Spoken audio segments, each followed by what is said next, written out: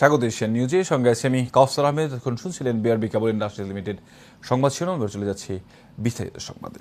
বাগেরহাটের রামপালের তালবুনিয়া গ্রামের জাল সহ মাছ ধরার নানা উপকরণ তৈরি করে ভাগ্য ফিরেছে বেকার নারীদের। সুবিধাভোগীরা জানান, একটা সময় বাড়ির কাজ করে বসে থাকতে হতো তাদের। পল্লী কর্মসহায়ক ফাউন্ডেশনের সহযোগিতায় ও নবলোক পরিষদের বাস্তবায়নে গ্রামীণ ক্ষুদ্র উদ্যোগ রূপান্তর প্রকল্পের মাধ্যমে নতুন কর্মসংস্থান হয়েছে তাদের। এখান থেকে প্রশিক্ষণ নিয়ে জাল তৈরি করে স্বাবলম্বী হয়েছেন তারা। এমন উদ্যোগ শুধু আয়ের পথ দেখায়নি, দিয়েছে আত্মবিশ্বাস ও মর্যাদা।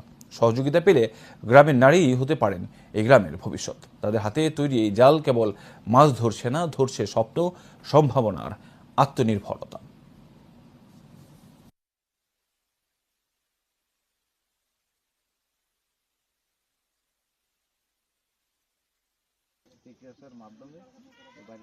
নবলক থেকে ঋণ নিয়ে আমি এই জাল সুতা বিক্রি করি। আগের সংসার খুব কষ্টে ছিল, এখন খুব সচ্ছল হয়েছে। আমি এখন অনেক স্বাবলম্বী হয়েছি। আমি জায়গা কিনেছি, একটা বাড়ি করেছি, আমার ছেলেদের বড় জায়গায় পড়াই, কিন্ডার গার্ডেনে পড়াই। আমার অনেক টাকা খরচ হয়, কিন্তু আমি সচ্ছলভাবে সেটা করতে পারি। আমার স্বামী আল্লাহ ইনকাম করে কিছু করতে পারতো না। আমার সাইডে মাইয়ে আমি সুন্দরভাবে তাকে মানুষ করেছি, লেখাপড়া শিখেছি, বিয়ে দিছি। আমাদের 32 জন জেলে পরিবার আছে, যাদেরকে আমরা নিয়মিত মনিটরিং করতেছি।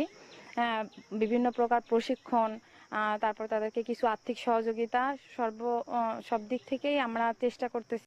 নবলোক পরিষদ, পল্লী কর্মসহায়ক ফাউন্ডেশন, পিকেএসএফ এর অর্থায়নে আরএমটিপি প্রকল্পটি খুলনা, বাগেরহাট এবং সাতক্ষীরা জেলায় বাস্তবায়ন করছে। এই প্রকল্পের মাধ্যমে আমাদের গ্রামীণ অঞ্চলের যে উদ্যোক্তা আছে তাদের উন্নয়নের জন্য এই প্রকল্পটা নিরলসভাবে কাজ করছে। এই সময় তারা জাল বুনন করে, মার্কেটিং করে একটা ভালো উপার্জন করছে এবং কর্মসংস্থানের ব্যবস্থা সৃষ্টি হয়েছে।